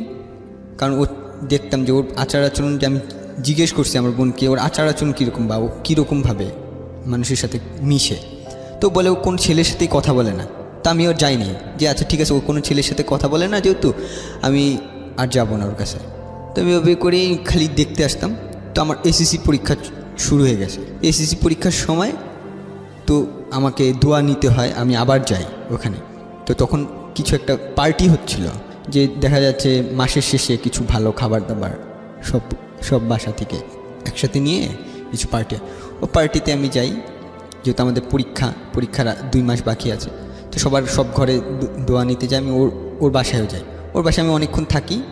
তো প্রথম ওর কাছে জিজ্ঞেস করি তোমার নাম কি। ও আমাকে জাস্ট বলে পাপিয়া। তো তারপরে আর ওর আমার সাথে কথা বলে না, চলে যায়। তো আমি এসএসসি পরীক্ষা দিলাম। এসএসসি পরীক্ষা দেওয়ার পরে আমার যেহেতু কেউ না, আমাকে নিজের ডিসিশন নিজেই নিতে হবে। ওখান থেকে বলে দিছে যে তুমি তোমার নিজের ডিসিশন নিবা, যেহেতু তুমি এসএসসি পরীক্ষা দিছো, তুমি কোথায় ভর্তি হবা, কিসে পড়বা, কোন বিষয় নিয়ে পড়বা, সব নিজেই বলবা। তো আমি নিজেই ডিসিশন নিলাম। তো দেখা গেছে যে আমার এতটুকু মনে হলো, যেহেতু আমি এতিম, আমাকে নিজে বড় কাজ করে খাইতে হবে। তো আমি যদি জেনারেল লাইনে পড়ি, তাহলে আমার পড়ার সময়টা অনেক বেশি হয়ে যায়। আমি যদি কারিগরি লাইনে পড়ি, তাহলে আমি অল্পতে কোনো পড়াশোনা শেষ করে আমি কাজ করতে পারবো। তো আমি কারিগরি লাইনে চলে যাই। আমি নরসিংদীতে ভর্তি হই। নরসিংদীতে ভর্তি হওয়ার পর টোটালি আমি ওখান থেকে তো প্রথম সেমিস্টার ক্লাস করি নেই। আমি ঢাকায় চলে আসতাম। ঢাকায় চলে এসে স্কুলে, ও যে আমার পাপিয়া যে স্কুলে পড়তো, সেই স্কুলে আসতাম ওকে দেখার জন্য। প্রথম সেমিস্টারটা এভাবেই গেল। প্রথম সেমিস্টার খুব খারাপ হয়ে যায়, আমার রেজাল্ট সবচেয়ে লো রেজাল্ট হয়। তো এরপর থেকে আমাকে ওখান থেকে বের করে দিবে, যে আমার রেজাল্টটা খুব খারাপ ছিল বলে বের করে দিবে। পড়াশোনা করো না তুমি, ঢাকা থেকে লাভ কি, ইঞ্জিনিয়ারিং কোর্স, পড়াশোনা না করলে চলবে না, এবং অনেক করে বকাঝকা করে। তো আমি আর যাইতে পারি না ওকে দেখার জন্য। তো পরে সেকেন্ড সেমিস্টার থেকে আমি, ওরই এক বন্ধু ছিল, ছেলে বন্ধু, যে আমাকে ভাইয়া বলে ডাকতো, তার সাথে আমার কথা হয়। ঠিক আছে, ফেসবুকে নক করি, যে সবার কথাই জিজ্ঞেস করি। আমি ইনডাইরেক্টলিভাবে ওর কথা জিজ্ঞেস করি সবসময়, যে তোদের ব্যাচের কে সবচেয়ে ভালো স্টুডেন্ট। সবাই বলে যে পাপিয়া ভালো স্টুডেন্ট। আমি বলছি তুই পাপিয়ার মতো পড়াশোনা করিস না কিছু, যে পাপিয়াকে দেখছি যে তোর চেয়ে একটু বোকাশোকা আছে, সহজ সরল, ও কিছু বুঝে না, তুই তো চালাক আছিস, তুই ঠিক মতো পড়াশোনা কর। এভাবে করে আমি প্রত্যেক দিন খোঁজ খবর নিতাম। তো ওখানে পড়াশোনা করতেছি। ওর পাপিয়ার এসএসসি পরীক্ষা তখন শেষ হয়ে যায়। ও তখন ভিতরেই অনাথ আশ্রমে যে কিছু বাচ্চারে পড়াশোনা করায়। তো পড়াশোনা করে পড়ে, যেহেতু কোনো টিচার রাখেনি বাচ্চাদের পড়াশোনার জন্য, যেহেতু ওকে দিয়ে পড়াচ্ছে, তো ওখান থেকে কিছু টাকা পায়। তো ওখান থেকে ও মোবাইল মোবাইল কিনে এবং সিম কিনে। তো আমি তখন জানতামও না যে ও মোবাইল সিম কিনছে। তখন একদিন ফেসবুকে কথা বলতে বলতে জিজ্ঞেস করলাম ওর বন্ধুকে যে কী রে তোর পাপিয়ার সাথে কথা হয় কি না। তো বলে হ্যাঁ কথা হয় তো মোবাইলে। আমি ওর মোবাইল নাম্বারটা আছে? হ্যাঁ আছে। আমি তুই দিতে পারবি? তো অনেক বারণ করে যে না এটা দেওয়া যাবে না, এই সমস্যা আছে সেই সমস্যা দেখায়। আমি তারপর অনেক ম্যানেজ করে নাম্বারটা নেই পাপিয়ার। তো পাপিয়ার নাম্বার আমি নেওয়ার পরে আমি ওকে ফোন দিতে পারছি না, ভয় পাচ্ছি যে ও আমার ফোনটা ধরবে কি না, বা ধরলে বলে দিবে। কারণ ওখানে একটা নিয়ম ছিল যে ভিতরে কোনো ছেলে বা মেয়ে কখনো রিলেশন করতে পারবে না। তুমি বাইরে রিলেশন করো তাতে প্রবলেম নাই তাদের, বাট ভিতরে কোনো মেয়ে বা ছেলে রিলেশন করতে পারবে না। সেই জন্য আমি ওকে ভয় পাইতাম যে ওকে কীরকম আমি প্রথম কথা বলবো ওর সাথে, ও যদি পরে ভিতরে বলে দেয়, যারা দেখাশোনা করে তাই বলে দেয়, তাহলে তো আমার প্রবলেম হয়ে যাবে আমাকে। তো এখনও ওখান থেকে হেল্প করছে। তো প্রবলেম আমি ফোন দিই না, অনেক দিন ধরে নাম্বার রেখে দিয়েছি। তো একদিন কিছু না ভেবে ফোন দিলাম, আননোন নাম্বারে ফোন দিলাম। এভাবে কিছুক্ষণ কথা বললাম, ও দেখে আমার সাথে খুব ভালোভাবে কথা বললো। তারপর আমি আবার বন্ধ করে দিয়ে দিলাম। নিজেকেই বুঝলাম যে না এটা ঠিক না, এটা মনে হয় আমি ভুল করছি। ঠিক না কেন বলছেন? মানে আপনাদের এই যেহেতু নিয়ম আছে, আশ্রমের ভিতরে নিয়ম আছে যে ছেলে মেয়েদের মধ্যে কখনো কোনো সম্পর্ক হতে পারবে না, না সে আমি আপনাদেরকে আগে থেকে বলা হয়? হ্যাঁ, আমি আগে থেকেই বলা থাকে যে কোনো সবাই সবার ভাই বোন। হ্যাঁ, সবাই সবার ভাই বোন, কেউ রিলেশন করতে পারবে না। তো পরিচয় দিতে চাইতাম না, আননোন নাম্বারে কথা বলতাম। দেখি প্রথম কথা বলার পর ও সামান্য অল্প কিছু কথা বলে, বাট ভালো মিশুক। তা আস্তে আস্তে এভাবে কথা বলি, আননোন নাম্বারে কথা বলি। এরকম করে 3 মাস চলে যায় যে আমি আননোন নাম্বারে কথা বলতেছি। তো একদিন ও দেখা করতে চায়, ও যেহেতু কলেজে ভর্তি হয়েছে, তো এখন একা একা চলাফেরা করতে হবে। ও বলছে যে আচ্ছা ঠিক আছে, আমার কলেজ আছে, কলেজ শেষে আপনি দেখা করতে পারবেন কি না। মানে 6-এ পরিচয় হলো ওর, কিন্তু কলেজ পর্যন্ত এটা কন্টিনিউ হয়েছে এই আননোন নাম্বারে কথা বলা, অন অ্যান্ড অফ লম্বা সময় ধরে। তার মানে আপনার দিক থেকে ভালো লাগার ব্যাপারটা তো অনেক আগে থেকেই ছিল, কিন্তু ওর জায়গাটা থেকেও ভালো লাগাটা কি ততদিনে কি প্রেম পর্যায়ে চলে গেছে নাকি জাস্ট? ও আমাকে কখনোই আমাকে দেখার আগ পর্যন্ত ভালোবাসেনি। আচ্ছা ঠিক আছে, জাস্ট আননোন নাম্বারে কথা বলতো। তো আমাকে দেখা করতে চায়, তো আমি ভয়ে ভয়ে দেখা করি যে আমাকে ভিতরে কি দেখছে কি না। ও দেখলে তো যদি বলে দেয় ভিতরে আমার হেল্প বন্ধ করে দিবে। তো দেখা যায় যে আমরা দেখা করি ওর কলেজ শেষে। আমি নরসিংদী থেকে আগের দিন আসি, ক্লাস মিস দিয়ে আসি ওর সাথে দেখা করতে। ও তখন কলেজে পড়ে, আমি তখন লাস্ট সেমিস্টার চলে আসছি। ও যখন কলেজ পড়ে তখন আমি লাস্ট সেমিস্টার। তো দেখা করতে আসি, দেখি প্রথম দিনও আমাকে চিনতে পারেনি যে আমি যেটা বলছি সেটাই বিশ্বাস করছে। প্রথম দিন চিনতে পারেনি। এভাবে করে কথা বলতেছি, দেখা করতেছি, মাঝে মাঝে দেখা করতেছি। তো আমি ও কী করলাম যে নরসিংদীতে না থেকে আমি একবার ঢাকায় চলে আসছি। ঢাকা থেকে এসে যে আমি লাস্ট সেমিস্টার পড়াশোনা করব। যেহেতু লাস্ট সেমিস্টার ছিল, পড়াশোনার চাপ ছিল কম, জাস্ট পরীক্ষাটা অ্যাটেন্ড করে গেলেই হবে। তো আমি ঢাকায় থাকা শুরু করি, ওর সাথে দেখা করতাম, ক্লাসে যেতাম না, শুধুমাত্র পরীক্ষার সময় যে পরীক্ষা দিতাম। পরীক্ষা দিয়ে পাশ করলাম, বেকার বসে আছি। বেকার বসার পর 3 মাস আমি বেকার বসেছিলাম, চাকরির জন্য অ্যাপ্লাই করতেছি। আর ওর সাথে আননোন নাম্বারে কথা তো বলতাম, এখন তো দেখা হয়ে গেছে। যেহেতু আমি তখন আমার নামটা পর্যন্ত বলিনি কী নাম, আমি আরেকটা নাম বলেছিলাম। তো ওই নামে ও চিনত। তো একদিন দেখা করার সময় ভিতরে, অনাথ আশ্রমের ভিতরে একটা মেয়ে দেখে ফেলে আমাদের। তো দেখে যাওয়ার পর ওকে বলে যে আচ্ছা তুই এই ছেলের সাথে মিশলি কিসের জন্য? ছেলে কি হয় তোর? কি হয় মানে আমার? বলে যে না এমনি আমার বন্ধু। বলে ও যে ভিতরে তুই জানিস না? আমি বললাম যে না। ও বলে যে না আমি তো জানি না, আমি কখনো দেখিইনি, কারণ বাসা থেকে খুব কম বের হতো, দেখেইনি। তো যখন জানতে পারলো, ওই প্রথম আমাকে জানতে পারলো যে আমি অনাথ আশ্রমে থাকি, মানে ওই একই অনাথ আশ্রমে থাকি। তো আমাকে জিজ্ঞেস করলো ওই দিন রাতের বেলা ফোন দিয়ে, আচ্ছা তুমি কি এই অনাথ আশ্রমে ছিলা? আমি যখন দেখছি না ঠিক আছে, যখন জেনে ফেলছে তখন আমি আর মিথ্যা বলিনি। আমি বলছি হ্যাঁ আমি এখানে ছিলাম। ততদিনে কি মানে দুজনের মধ্যে সম্পর্কটা কি ভালোবাসার সম্পর্ক দাঁড়িয়ে গেছে? আমি শুধু ভালোবাসতাম, ও তখনও ভালোবাসে। আচ্ছা, তখনই আমার সাথে জাস্ট বন্ধুত্ব সম্পর্ক। তো আমাকে জিজ্ঞেস করলো তো যে অনাথ আশ্রমে কি? আমি বললাম হ্যাঁ আমি অনাথ আশ্রম। তো তখন কি করলো যে কথা বলাটা প্রায় ছেড়েই দিবে এই অবস্থা। যে ঠিক আছে, যেহেতু এত প্রবলেম দেখে ফেলছে যে তুমি আমাকে আগে বলো না, তুমি আমার সাথে মিথ্যা কথা বলছো, ছেড়ে দিবি। তো আমি আর ডিস্টার্ব করতাম না, মাঝে মাঝে ফোন দিতাম, দেখতাম যে ফোন রিং ওঠে না। যে এরকম করে 1 মাস আমি ফোন দিই, বাট ও কখনো উঠে না। 1 মাস পরে যখন আমি ফোন দিই, প্রথম আমার চাকরি হয়েছে। ওই দিন চাকরি প্রথম হয়েছে যে আমি একটা জব পেয়েছি অল্প স্যালারিতেই। তো ওই দিন আমি ওকে জাস্ট সুখবরটা জানানোর জন্য, ওর সাথে কথা বলার জন্য না, বা ওকে করার জন্য না, জাস্ট জানানোর জন্য যে এতদিন ধরে আমি কথা বলতেছি তোমার সাথে, আমার একটা ভালো মুহূর্ত যাতে তুমি জানো। আমি ভালো মুহূর্ত জানানোর মতো কেউ তো নাই তুমি ছাড়া, আমি তোমার সাথে খুব ভালোভাবে মিশছি। তো এভাবে জানাইছি, ও খুব খুশি হয়ে যায় যে আমি চাইছিলাম যে তুমি একটা ভালো খবর দাও আমাকে। তো ওই সময় ও যার কাছে ছিল ওখানকার একটা বড় আপুর সাথে ওর একটু ঝামেলা হয়। তো কথা মনোমালিন্য হওয়ার পরে যাকে ও মা বলতো, তো তার সাথে একটু খারাপ আচরণ হয়ে যায়। তো নানাভাবে ওকে টর্চার করতো। ওকে তো শারীরিক টর্চার করার মতো ছিল না, শারীরিক টর্চার করা যেত না, তো ওকে মানসিকভাবে নানা রকম টর্চার। ওখানে একদম নিষেধ আছে শারীরিক টর্চার করা? শারীরিক টর্চার নিষেধ নাই, ওর কন্ডিশনটাই এরকম যে ওকে যদি একটা আঘাত করে যে সে আঘাতের দাগ অনেক দিন থাকবে এবং অনেক অসুস্থ হয়ে যায়। সেজন্য ওকে ছোটোবেলা থেকে যেহেতু ওকে মানুষ করছে, তো সেহেতু সে শারীরিক টর্চারটা করতো না, মানসিক টর্চার করতো। যেমন হচ্ছে মনে করো প্রচুর পরিশ্রম করাচ্ছে, যেই কাজটা ওর দ্বারা হবে না সেই কাজটা করাচ্ছে, ও করছেও, কিন্তু কখনো না বলেনি ও করছে। বাট ওকে ঠিকমতো খাবার দিচ্ছে না বলতে যে ওর যেসব খেলে ওর অ্যালার্জি হয়, যেসব খেলে খেতে পারে না, সেই সব জিনিস ওকে বেশি করে দিচ্ছে। যে আবার কখনো দেখা গেছে যে 9টার সময় খাবার খাওয়ার সময়, যে 9টার সময় আসছে, এসে শুনে যে খাবার শেষ হয়ে গেছে। তো এভাবে আমাকে বলতো যে এই কথাগুলো। তখন ওই 1 মাস পরে যখন আমি অফিস চাকরি পেলাম, তখন বলা হলো। তো আমি বললাম আচ্ছা ঠিক আছে, যেহেতু তোমার এই প্রবলেম হচ্ছে তুমি আমার সাথে আসো, আমি তো এখানেই থাকি, একসাথেই থাকি, তুমি আমার সাথে বন্ধুত্ব সম্পর্কে রাখো। তো জাস্ট বন্ধুত্ব হিসেবে আমার সাথে দেখা করতে আসো। আমি যেহেতু ওকে খাবার কষ্ট হচ্ছে, তা আমি তখন টিউশনি করা শুরু করছি এবং চাকরিও করি, টিউশনি করি। তো টিউশনির টাকা পাওয়ার পরে আমরা দুজন দুপুরবেলা লাঞ্চ করতাম, একসাথেই লাঞ্চ করতাম। যে আমার লাঞ্চ ব্রেক দিত, অফিসে ছুটি দিত, লাঞ্চ ব্রেক করতাম।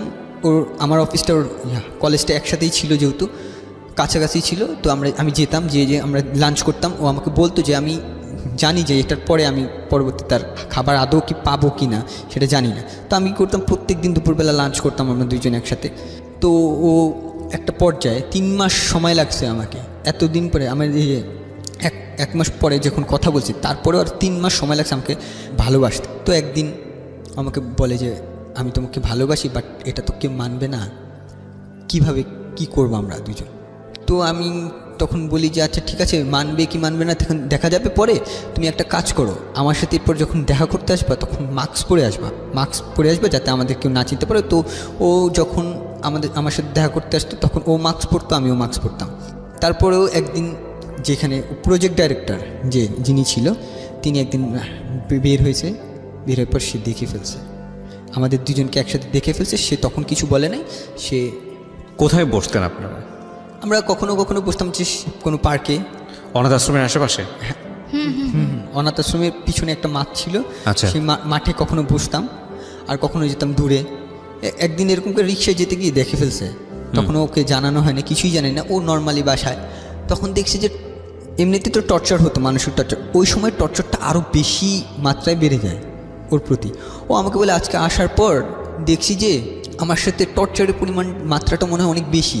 যেমন দেখা গেছে যে আমার আলমারি যেখানে কাপড় চাপড় রাখতাম, সেই কাপড় চাপড় মেলো উল্টাপাল্টা।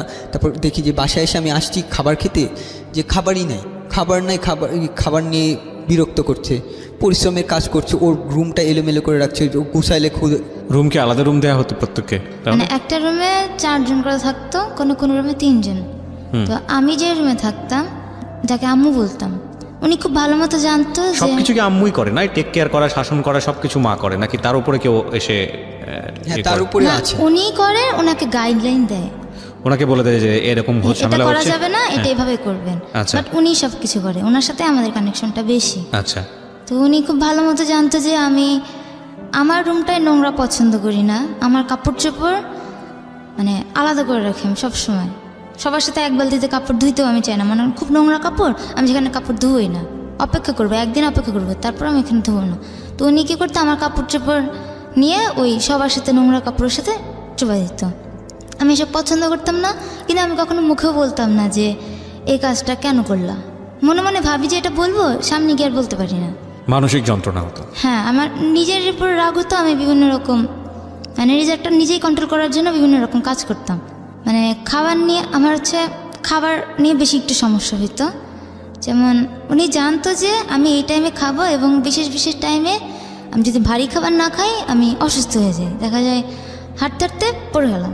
আমি কিন্তু সুস্থ, কোনো অসুখও হয় নাই, বাট হাঁটতে হাঁটতে আমি পড়ে যাব, 1-1.5 ঘন্টার মতো মনে করেন আমার কোনো জ্ঞান আসবে না, তারপরে আবার জ্ঞান আসবে কিন্তু আমি উইক হয়ে যাব, ঠিকমতো হাঁটতে পারতেছি না। আবার খাবারটা খাইলে একটু রেস্ট নেওয়ার পর আমি আবার ঠিক হয়ে যাই। তো উনি ওই রকম কাজ করতো, মানসিক পেইন দিত আর কি। হ্যাঁ। ওকে, হ্যাঁ, তারপর কি হলো? তারপর উনি এক সময় যখন জিজ্ঞেস করলো যে আচ্ছা আপনি, ও শেষমেশ জিজ্ঞেস করলো যে ওনাকে যে আপনি আমার সাথে এরকম কেন করছেন, আমার সাথে আমি তো আপনার কোনো ক্ষতি করিনি, আমার মতো তো আরও বাচ্চারা আছে, হ্যাঁ আমি তো আপনার সাথে ছোটোবেলা থেকে আছি, আপনি আমার সাথে হঠাৎ করে আপনি মানসিক যন্ত্রণা দিয়েছেন, ঠিক আছে, এখন মাত্রাটা আরও বেশি কেন বাড়াই দিয়েছেন? তখন সে বলে যে তুই তো ওই ছেলের সাথে কথা বলিস, ওই ছেলের সাথে ঘুরোস, তো এটা দেখে ফেলছে। তারপর থেকে ও যে কারো কাছে যাবে, সবার কাছে গেলে বলতে গেলে যে আচ্ছা আমাকে এই মানসিক যন্ত্রণা দিচ্ছে, তো তারা সবাই এক কথা বলে তোর দোষের কারণে হয়েছে, তুই ওই ছেলের সাথে রিলেশন করছিস এর জন্য, কেন মিশতে গেলি বা কেন কথা বলতে গেলি বা কেন মিশতে গেলি, ও কারো কাছে সাহায্য জন্য ও পুরো একা হয়ে গেছে, পুরো একা হয়ে গেছে। তারপরে আমি একটু ওর মুখ থেকে শুনি, পিউ আসলে ঘটনাটা কি ঘটছিল একটু বলেন তো। কেউ চাচ্ছিল না যে আমার সাথে ওর কোনো সম্পর্ক থাকুক, এবং সেটা তাদের জায়গা থেকে এথিক্যালি ছিল, কারণ তাদেরকে এভাবেই শেখানো হয়েছে, এভাবেই বড় করা হয়েছে, এবং তাদের জায়গা থেকে এটা তো অনৈতিক কোনো কিছু না আমি মনে করি, কারণ এটা তো অর্গানাইজেশনের এথিক্সের সাথে যায় না, অর্গানাইজেশনের যে রুলস অ্যান্ড রেগুলেশন আছে সেটার সাথে যায় না। এখন আপনাদের দুজনকে ভালো লেগে গেছে, ভালো লাগার ক্ষেত্রে তো ভালো লাগা কোনো নিয়ম মানে না, আইন মানে না, এটাও সত্য, তাই না? আমরা দুটো বিষয়কেই একটু সমানভাবে দেখার চেষ্টা করব। হ্যাঁ বলেন।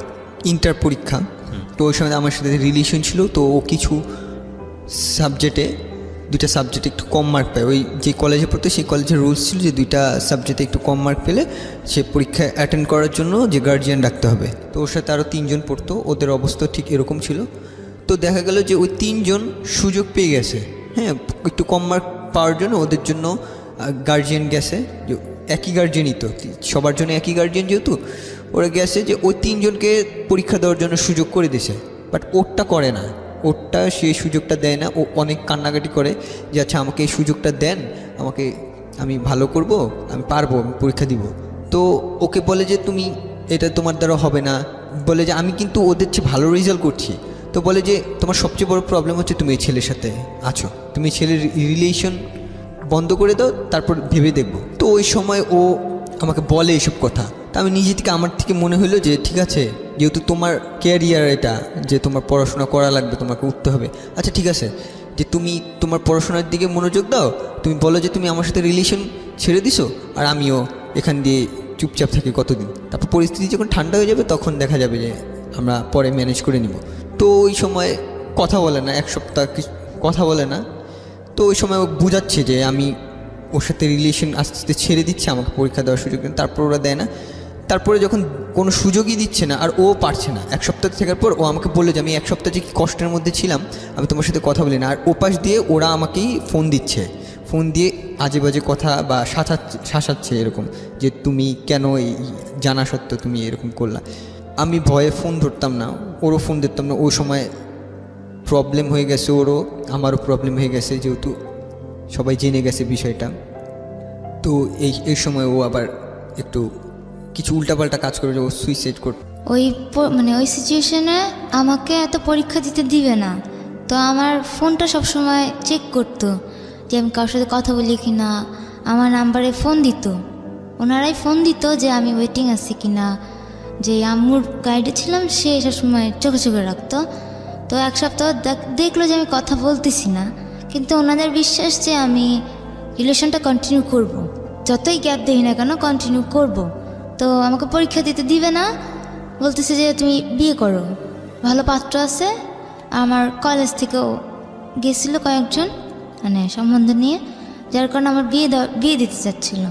তো আমি বলছি ঠিক আছে, আমার পরীক্ষা দিতে হবে না, আমাকে কোনো কোর্সে ভর্তি করায় দেন। সাধারণত কি হয়, আপনাদেরকে বড় করে মেয়েদেরকে কোনো একটা সৎপাত্রে পাত্রস্থ করে বিয়ে শাদী দিয়ে দেয় নাকি? তাহলে মানে মেয়েদের ক্ষেত্রে যেটা হয় যে ওনারা নিজেরাই অ্যাফেয়ার করে তাদেরকে নিয়ে আসে। কিন্তু এই আশ্রমের কোনো ছেলে হওয়া যাবে না? না, আশ্রমের ছেলে হওয়া যাবে না, কিন্তু যে কোনো অ্যাফেয়ার করতে পারে, কোনো সমস্যা নেই। আচ্ছা, কিন্তু আশ্রমের হওয়া যাবে না। Okay fine. তারপর? তো আমাকে বললো যে তুমি বিয়ে করো। আমাকে ডাইরেক্টলি কেউ কিছু বলে না, ডাইরেক্টলি কেউ কিছু বলে না যে কেন এটা করতেছো বা এইটার জন্য তোমাকে এটা করা হলো, কিচ্ছু বলে না, কিন্তু আমার সাথে ওইরকম বাজে বিহেভ করে। তো আমাকে যখন বিয়ের জন্য খুব ফোর্স করতে লাগলো তখন আমি বললাম যে আমাকে কোনো কোর্সে ভর্তি করায় দাও, আমি ওর সাথে যোগাযোগ করবো না। আমাকে সেলাইয়ের কোর্সে ভর্তি করে দিল যে এখানে 3 মাস একটা কোর্স করব, কোর্স করার পরে আমার একটা চাকরি হবে গার্মেন্টসে। আমি সব থেকে ভালো স্টুডেন্ট ছিলাম আমার ব্যাচের, কিন্তু না আমার শুরু থেকেই যতদূর লেখাপড়া করছি সবসময় আমার রেকর্ড ভালো ছিল, মানে ডিসিপ্লিনও ভালো ছিল এবং রেজাল্টও ভালো ছিল, কিন্তু আমাকে পরীক্ষা দিয়ে দেবে না, আমাকে গার্মেন্টস চাকরি করতে হবে। আর উনি খুব ভালো মতোই জানতো যে আমার দ্বারা এসব সম্ভব না, মানে আমি শুধু লেখাপড়াই করছি, খেলাধুলা অন্যান্য যেসব কাজ এসব আমি করতে পারি না। ভর্তি করে দিল, আমিও যাইতাম ক্লাসে বেশ কিছুদিন, প্রায় 1 মাসের মতো গেছি।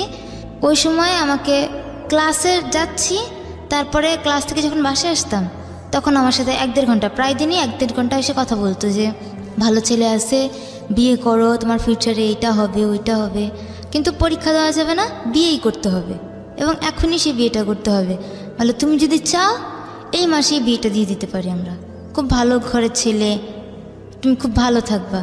কিন্তু আমি তো কাউকে বিয়ে করতে যাচ্ছি না, আমি চাচ্ছিলাম যেভাবে পরীক্ষাটা অন্তত দেই, কিন্তু পরীক্ষা দিতে দিচ্ছে না। সেই কারণে আমি এক পর্যায়ে মনে হয়েছিল যে দিবে না, শুধু শুধু আর কি করব, এত দূর লেখাপড়া করলাম, আমার ইচ্ছা ছিল পরীক্ষাটা দিই, নাহলে কোথাও লেখাপড়া করি। সেই কারণে আমি সুইসাইড করতে যাচ্ছিলাম। তো তুমি কি কোনো স্টেপ নিয়ে ফেলেছিলে সুইসাইড করার? রাইট। হ্যাঁ, বিভিন্ন রকম কাজ করতাম, ধরা খেয়ে যেতাম। যেমন আলমারির মধ্যে আসি, দেখা যেত অজ্ঞান হয়ে গেছি, বেশিক্ষণ থাকতে পারলাম না, অজ্ঞান হয়ে গেলাম।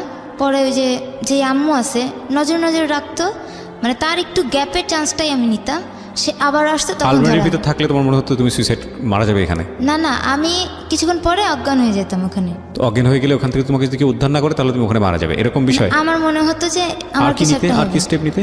তারপরে আমি দোতলা বাসা, তো দোতলার যে সিঁড়িটা ওখান থেকে লাফ দিলে মানে মুখে হাত পার অনেক ক্ষতি হবে, মানে খুব খারাপ অবস্থা হয়ে যাবে, মানে বিভৎস চিন্তাগুলো আসতো নিজের মধ্যে। ওকে, বুঝতে পারছি। ওখান থেকে লাভ দিব। এবং তোমার যে স্ট্যামিনাটা, মেন্টাল যে স্ট্যামিনাটা, সেটাও অনেকটা দুর্বল। এটা তোমার বেড়ে ওঠার কারণেই হয়েছে সামহাও। এটা তারা বুঝতো, যে কারণে তারা খুব একটা শারীরিক চাপ দিতে পারতো না, যেটা মনে হয়েছে কথা শুনে। ওকে, সো সুইসাইডের প্রসঙ্গে ছিলাম আমরা। সাগর, তারপর? ও সুইসাইড করতে গেল, যে আমার সাথে এত প্রবলেমের পরে ও সুইসাইড করার পদক্ষেপ নিল। সুইসাইড করার আগে আমাকে ফোন দেয় যে আমি তো এই কাজ করে ফেলবো। আমি অনেক কষ্ট পাই, আমি 1 সপ্তাহ ওর সাথে কথা বলিনি। আমি তারপরও ওর বাসার পিছনে, তখন বৃষ্টি পড়ছিল, বাসার পিছনে আমি প্রায় 3 ঘন্টা ধরে দাঁড়িয়ে আছি যে তুমি কিছু করো না, আমি আসি, আমি তোমার সাথে থাকবো, যেমন করেই হোক, যেভাবে হোক, আমি তোমার সাথে রিলেশন কন্টিনিউ করবো, তুমি কিছু করো না, তুমি কিছু করলে আমিও কিছু করে ফেলবো। তো অনেক চেষ্টার পর ও থামলো, আমার সাথে রাতের বেলা কথা বললো। আমি তখন বললাম যে আচ্ছা ঠিক আছে, তোমার যেহেতু তোমার পরীক্ষা দিবে না, তোমাকে ঠিকমতো বের হতে দিচ্ছে না ওখান থেকে, যে তুমি একদিন কষ্ট করে তুমি একটু পালিয়ে বের হও, দেখা করো আমার সাথে। তো ও কোনোভাবে ম্যানেজ করে দেখা করতো। তো আমি তখন ওকে বলি যে আচ্ছা ঠিক আছে, শুনো, তোমার জামা কাপড়গুলা তুমি বের করে নিয়ে আসতে পারবো কোনোভাবে? যে ও আমাকে বলে যে কীভাবে বের করে যায়। আমরা 2 জন মিলে তখন বললাম যে আচ্ছা ঠিক আছে, তুমি অল্প করে তুমি যেই ইয়াতে নিয়ে যায়, তুই কোর্সে ভর্তি করাইছে, সেলাই কোর্সে, আচ্ছা ঠিক আছে, তুমি ওখানে যাওয়ার সময় ব্যাগে করে প্রত্যেক দিন অল্প করে কাপড় নিয়ে আসবা। অল্প করে কাপড় নিয়ে আসতো। ও ফ্রেন্ডের বাসায় থাকতো, কয়েকটা ফ্রেন্ডের বাসায় আলাদা করে রাখতো। মানে প্ল্যানটা হচ্ছে আপনি ওকে বের করে নিয়ে এসে বিয়ে করবেন বা এরকম কিছু একটা? ওকে, এভাবে প্ল্যান করছি। তো ও এভাবেই বের করতো। যখন দেখা গেছে যে ওকে খাবারের কষ্ট দিচ্ছে আর জোর করে, ওরা কিন্তু নজর রাখতো, ওরা কিন্তু প্রায় বুঝে গিয়েছিল, ঠিক আছে, যে ও আমার সাথে রিলেশন এখন খুব ভালোভাবে আছে, কন্টিনিউ করতেছে, ও আমাকে ছাড়বে না। তো কী করলে আমাকে ফোন দিত, ও যখন ভিতরে থাকতো আমাকে ফোন দিত, ফোন দিয়ে গালিগালাজ করতো, তখন অনেক হুমকি দিত যে এই করব ওই করব, তোমার ক্যারিয়ার কিভাবে নষ্ট করা যায়, এভাবে করব। তো আমি যে প্রথম চাকরিটা পেয়েছিলাম, সেই চাকরিটার রেফারেন্স কিন্তু তারা দিছিল, তাদের জন্যই আমি ওই চাকরিটা পেয়ে গেছিলাম। তো আমি ভাবলাম যে আচ্ছা ঠিক আছে, আমি ওকে নিয়ে যেহেতু চলে যেতে চাচ্ছি, আমি যদি এখানে থাকি ওরা আমাদের তো ধরে ফেলবে, আর ওরা আমার চাকরিটা নিয়ে এমনও দেখা গেছে যে চাকরি থেকে তাদের যেহেতু চেনাশোনা, তাদের রেফারেন্সে তারা বাদ দিয়েও দিতে পারে। তো আমি কী করলাম যে আমি আরেকটা জায়গায় পরীক্ষা দিচ্ছি, আরেকটা চাকরির জন্য খুঁজছি। কিছুদিন খোঁজার পর আমি একটা চাকরি পেয়ে যাই, সেটা হচ্ছে নারায়ণগঞ্জ, আমি যেখানে এখন আছি সেখানে নারায়ণগঞ্জ আরেকটা প্রতিষ্ঠানে আমি চাকরি পেয়ে যাই। তো ওখানে আমি বাসাটা শিফট করে নিয়েছি। আমার বাসা বলতে তখন ছিল হচ্ছে মাত্র বেড আর হচ্ছে সামান্য কিছু জামা কাপড়, এই তো ওর জামা কাপড়ও বের করে নিয়ে আসে। তারপরে একদিন সময়টা দুপুরবেলায় ছিল, তো আমাকে বলে যে আচ্ছা ঠিক আছে আমি কিন্তু সব কিছু বের করে ফেলছি, এখন আমি কী করব। আমি বললাম যে আচ্ছা আমি অফিসে আছি, আমি কালকে সকালবেলা আসবো ভোরবেলায়, তুমি একটা কাজ করো, তুমি ভোরবেলায় যেহেতু তুমি ইয়াতে যাবে কোর্সে যাবে, যে একটু ভোর দিকে বের হইও। তো পরদিন ভোরবেলায় বের হয়, তো আমি ওকে নিয়ে চলে আসি এদিক দিয়ে। ওর যে নাম্বারটা ছিলাম এই নাম্বারটা বন্ধ করে দিছি, আমি আমার নাম্বারটা বন্ধ করে দিয়ে আমি ওখানে আসি। তো আছি এখন নতুন একটা বাসায় উঠছি, যেহেতু ওখানে চাকরি করছি নতুন বাসায় উঠছি। প্রথমে আমি বিয়ে করি নাই, প্রথমে যেহেতু সাবলেট উঠছি, তো ওখানে আমি যেহেতু 3টা রুম আছে, 3টা রুম কি 2টা রুম আর একটা হচ্ছে হল রুম। তো আমি বাসায় পরিচয় দিলাম যে এটা আমার ওয়াইফ, তো ওভাবেই নিয়ে গেছি। তো একটা মাস ও বাইরে থাকতো, মানে ও ভিতরে আমার রুমে থাকতো আর আমি বাইরে থাকতাম, এভাবে চলতাম। তো পাশের ভাবিরা বললো যে কী এরকম করে থাকা, আমি ছিলাম একটু ঝগড়াঝাটি হয়েছে। তো পরে মাসে যে বেতনটা পাইছি, আমি প্রথম বেতন পেয়ে আমি ওকে বিয়ে করি। এটা আমার কতগুলো কলিগের সাহায্যে, যে তারা টাকা পয়সা বা এইভাবে করে উকিল বাপ্তাব সেজে বিয়েটা দেয়। বিয়েটা দেয়। কত সালে বিয়েটা হলো? এটা হচ্ছে 2017। ওকে, মানে 2017 কত কোন মাসে? এটা হচ্ছে জুলাই মাসে, বেশ কিছুদিন হলো আর কি। হ্যাঁ, জুলাই মাসের 7 তারিখে আমরা বিয়ে করি। বিয়ে করার পরে আমাদের খবর কিন্তু ওরা জানে না, ওই অনাথ আশ্রমে কেউ জানে না, পালিয়ে এসছে। হ্যাঁ, তো অনাথ আশ্রমে কেউ জানে না। তো আমরা ঠিক মতোই চলছি, ভালো মতোই চলছি, 2 মাস খুব ভালোভাবেই চললাম। একদিন আমি কাজের ক্ষেত্রে নারায়ণগঞ্জে যেহেতু গেছি, কাজের ক্ষেত্রে যাওয়া হয়, তখন ওখান থেকে যে অনাথ আশ্রমে একজন ভাই আছে, সেও আবার নারায়ণগঞ্জে কোথাও জব করতো, সে আমাকে দেখে ফেলছে। এবং দেখে ফেলে সে আমার পিছু নিছে, আমি সেটাও জানি না, আমি তাকে দেখিনি। পরে আমি যে বাসায় থাকতাম, যে অফিসে কাজ করতাম, দেখি কন্টিনিউ সে আমাকে ফলো আপ করতো। তো এভাবে করে সে আমার প্রত্যেকটা খবর জানে, আমি কোন দোকান থেকে লোড করতাম দোকানে। আমি দেখা গেত আমি প্রত্যেক দিন কিন্তু লোড করা লাগতো, যেহেতু আমি চাকরি করি, আমার চাকরির ক্ষেত্রে তো আর বাইরে বের হতে পারবো না। আমার অফিসটা এমন জায়গায় ছিল, যদি মোবাইলে টাকা না থাকে তাহলে আমার অনেক দূর যেয়ে তারপর মোবাইলে টাকা ভরতে হয়। তাই প্রত্যেক রাতের বেলা আমি বাসায় ঢোকার আগে মোবাইল নাম্বারটা লোড করে তারপর ঢুকি। তো ওখান থেকে ও পেয়ে যায় নাম্বারটা, একদিন আমি অফিসে আছি, তো ওখান থেকে ফোন আমি নর্মালি তো চিনি না, আননোন নাম্বার। তো ফোন ধরছি, তখন আমার কথা জিজ্ঞেস করে যে তুমি কোথায়। আমি বলছি কে বলছেন, তারপর পরিচয় দেয়। তারপর বলে যে আমি কিন্তু জানি তুমি কোথায় থাকো, কোথায় চাকরি করছো, সব কিছুই জানি, আমাদের কাছে সব কিছু খোঁজখবর আছে, তোমাকে দেখছে এখানে, তোমার বাসা এখানে। যখন দেখি সব কিছু এক্স্যাক্ট বলে দিচ্ছে, তো আমাকে জিজ্ঞেস করছে তোমার কাছে পাপিয়া গেছে কিনা। আমি তখন যেহেতু দেখছি যে সব কিছু এক্স্যাক্ট বলে দিছে, তো আমি বললাম যে হ্যাঁ আমার কাছে চলে আসছে, ধরা খেয়ে গেছি আমি। তো আমি আর মিথ্যা কথা বলিনি, আমি সত্যি কথা বলে দিছি। তো বলছে যে আচ্ছা তোমরা কি বিয়ে করছো? আমি বললাম যে হ্যাঁ বিয়ে করছি। আচ্ছা ঠিক আছে তুমি আসো। এটা কে জিজ্ঞেস করেছে? ওই যে ওখান থেকে আশ্রমের অথরিটি। হ্যাঁ, অথরিটি। ওকে, তো তোমরা কি বিয়ে করছো? আমি বলছি হ্যাঁ আমরা বিয়ে করে ফেলছি। তো বলে যে আচ্ছা ঠিক আছে আসো দেখি, কাবিন নাম্বারটা নিয়ে আসো। তো আমার ভয় লাগছে যে আমি ওকে বলি যে আমি একটু ঘুরে আসি, আমাকে প্রথমে জানাইনি, ঠিক আছে। তো আমি আসি অনাথ আশ্রমে। তো আসার পর আমাকে প্রচণ্ড মারধর করে, যেহেতু আমি করি, অনেক মারধর করা হয়। আমার বাম পায়ে অনেক বড় আঘাত পাই। তো তারপরে কারা মারে আপনাকে? ওখানে ভিতরেই অথরিটি মারে? হ্যাঁ, মানে যারা মেরেছে তারা কি ওখানকার ম্যানেজমেন্টের কেউ? ম্যানেজমেন্টও ছিল। তারপর ওরা যাকে ভাই বলতো, ওখানকার ছেলেমেয়েরা, যারা আশ্রমের ছেলেমেয়েরা, তারা মারে? ছেলেরা মারছে। আচ্ছা, যে ও যে ঘরে থাকতো সেই ঘরের যে ভাই ছেলেরা ছিল। ওকে, ইন্টারেস্টিং। মানে ওরা মনে করতেছে ওর বোনকে নিয়ে গেছে আপনি। আচ্ছা, তারপর অনেক মারে, আমি বাম পায়ে প্রচণ্ড জখম হয়ে খুব খারাপ অবস্থা হয়ে যায়। তো আমি পরে ওকে ফোন দিই যে আচ্ছা আমার তো এই অবস্থা হয়ে আছে, তুমি কাবিন নামাটা নিয়ে আসো, ঠিক আছে। তো ওই সময় জানতে পারি আমাকে পুলিশ কেসও করা শেষ আমার নামে। কেসও করছে, যেদিন ও পালিয়ে আসছে সেদিনই বলে কেস করছে। তো পুলিশ আসলেও আমাকে ভিতরেই আটকে রাখা হয়। তো ও তো নতুন গেছে ওখানে, ও কোথাও বাইরে টাইরে যায় না। তো আমি ওকে বললাম যে ও তো একা আসতে পারবে না, আমাকে দেন, আমি ওকে বলে দিই। আমি ওকে মোবাইলে বলে দিছি যে কীভাবে আসতে হয়। তো ওভাবে ও আমার কথা শুনে আসে কাবিন নামাটা নিয়ে আসে। তো পরবর্তীতে কাবিন নামাটা দেখে যে আসলে বিয়ে হয়ে গেছে। প্রাপ্তবয়স্ক ছিলেন আপনারা? প্রাপ্তবয়স্ক, আচ্ছা। যেহেতু তারা আর কিছু করতে পারেনি। পুলিশ কিছু করেনি? না, তারপর আমাকে 2বার হাজিরা দেওয়া লাগে কোথায়? পুলিশের কাছে। পুলিশের কাছে কেন হাজিরা দিতে হবে? হাজিরা দিতে হলে তো আপনি হাজিরা দেবেন কোর্টে। পুলিশ কি করে, মানে পুলিশের রোলটা কি ছিল এখানে? পুলিশের দিকে তারা কেস করার পরে যে কেস করেছিল তো আপনি থানায় গিয়ে হাজিরা হ্যাঁ, দিয়েছেন? থানায় আচ্ছা, আচ্ছা। থানায় গিয়ে কি বলেছে ওখানে, কি কি কি করেছে? যে তাদের ধারণা ছিল যে তারা ওখান থেকে বলছে যে আমি মেয়েকে নিয়ে পালিয়ে গেছি। আচ্ছা আচ্ছা, বুঝতে পেরেছি। মেয়েকে নিয়ে পালিয়ে গেছি, এটা হচ্ছে পুলিশ তো অপহরণ কোনো কেস। হ্যারাসমেন্ট করেনি আপনাদের? না, ওকে, ফাইন, ভেরি গুড। হ্যাঁ, যাওয়া হয়, কাবিনামাটা দেখায়, তারপর কেস উঠায় না। তারপর ওই দিন আমাদের ছেড়ে কেসটা কারা দেওয়া- উঠায়? ওরা উঠে আনে? ওরা উঠায় নাই, আচ্ছা। তখনও উঠায় নাই। তখন আমাদের ওই দিন ছেড়ে দেওয়া হয়, আমি বাম পায়ে প্রচণ্ড জখম অবস্থায় আমি আসি, বাসায় আসি। আমার ওয়াইফ অসুস্থ, ওই সময় আমাকে সেবা করে। আমার এমনিতেই তো আমি আমার চাকরিটা কন্টিনিউ করতে পারিনি। তারপর আবার ঢাকায় যাওয়া, পুলিশের কাছে থানায় যেয়ে হাজিরা দেওয়া, 2 দিন হাজিরা দেওয়ার পরে যখন আমি নিজেই বলছি আচ্ছা আমরা তো বিয়ে করে ফেলছি, এখন কেসটিকে পরবর্তীতে কেসটা উঠিয়ে নেওয়া হয় আমাদের। তো ওই মাসে আমার প্রচণ্ড অসুস্থ, আমার পা ভেঙে গেছে, তারপর আমার ওয়াইফ অসুস্থ, আমি অনেক দিন আমার অফিস গ্যাপ হয়ে যায়। তো অফিসে আমি যেই গার্মেন্টস সেক্টরে ইঞ্জিনিয়ার ছিলাম, তো তারা বলে যে আচ্ছা আপনার আর কন্টিনিউ করা লাগবে না জবটা, ছেড়ে দেয়? হ্যাঁ, তারাই বলে যে আচ্ছা পরদিনই সেই রিজাইন লেটারটা নিয়ে যান।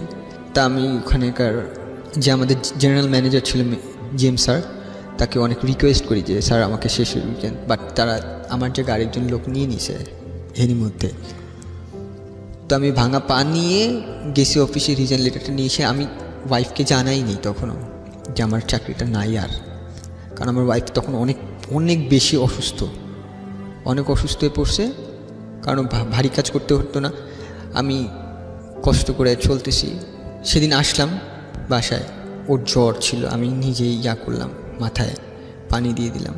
তখন ও জানে না, তখন আমার দিকে তাকালে যে আজকে তুমি আগে আগে আসলে, তোমার অসুস্থ তো তুমি, এই জন্য আগে আগে আসলাম। তারপর বললে না তোমার চোখ তো অন্য কথা বলতেছে তুমি। তারপরে রাতের বেলা অনেকক্ষণ পর বলছি যে আমার এই চাকরিটা এই অবস্থা চলে গেছে, আমার অনেকগুলো গ্যাপ হয়ে গেছে এই কারণে।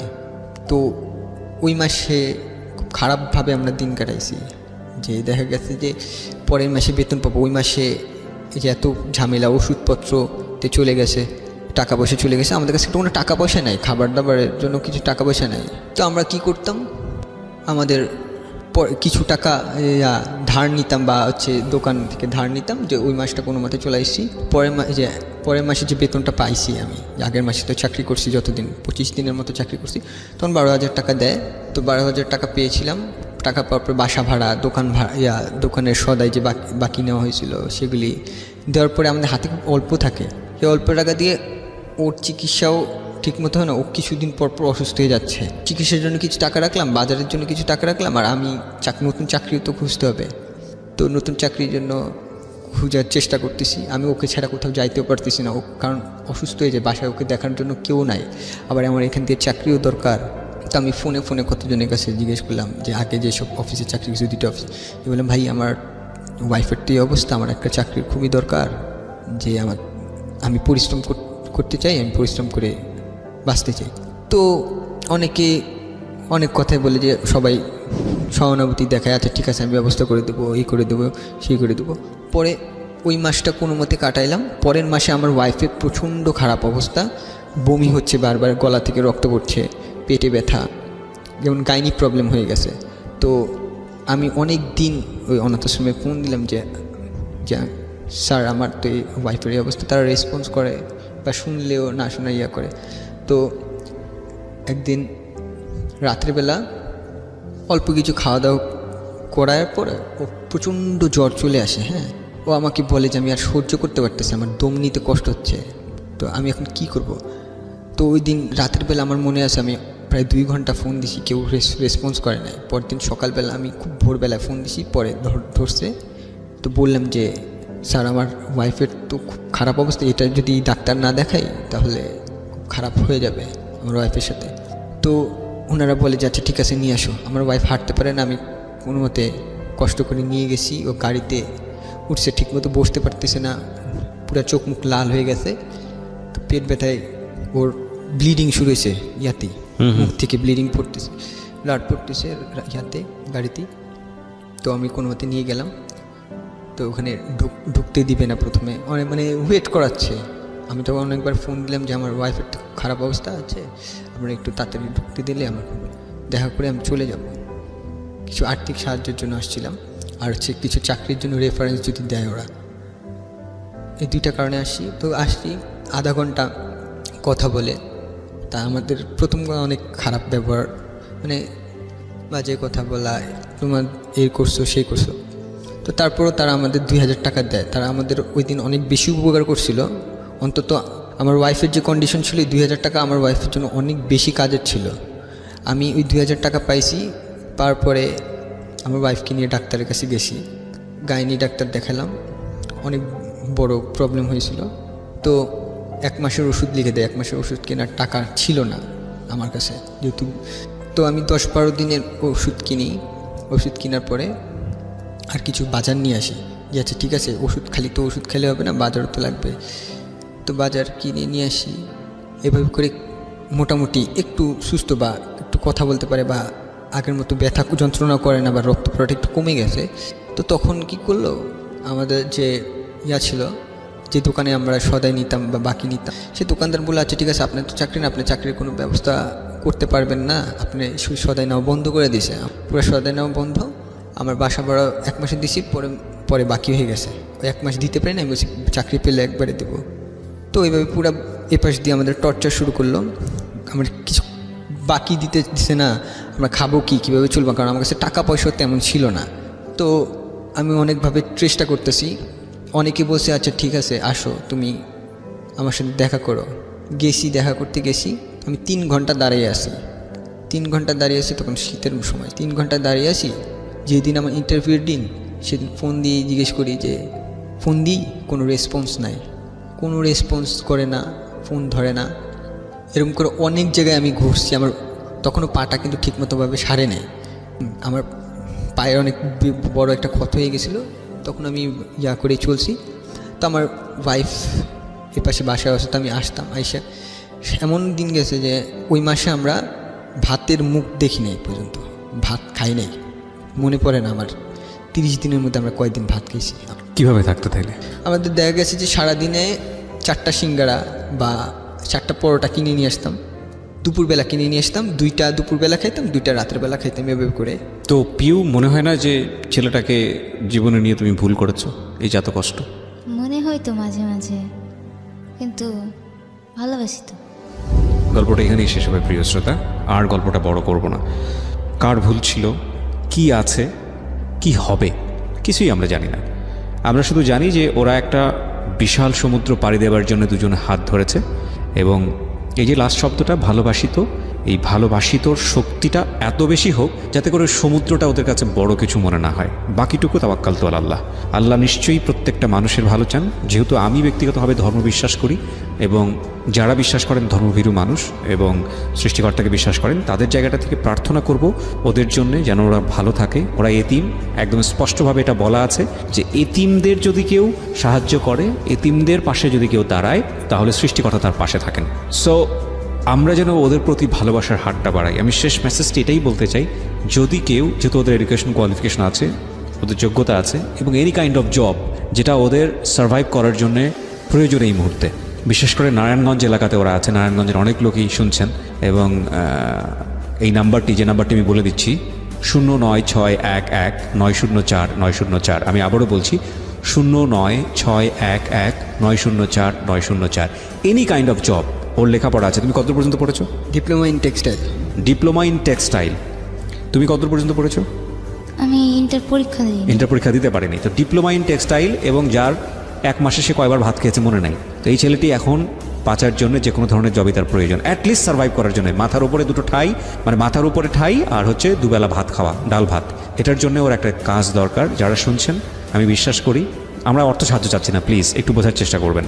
ওদের কাজ দরকার। এই 2টো মানুষ কোনো রকম খেয়ে পড়ে বাঁচতে পারে 2, 4, 6 মাস, 1 বছর, যাতে করে পরবর্তী কাজ ম্যানেজ করার মতো অবস্থা তৈরি হয়। এরকমও হেল্প যদি কেউ করতে পারেন, এই নাম্বারে যোগাযোগ করবেন, 09611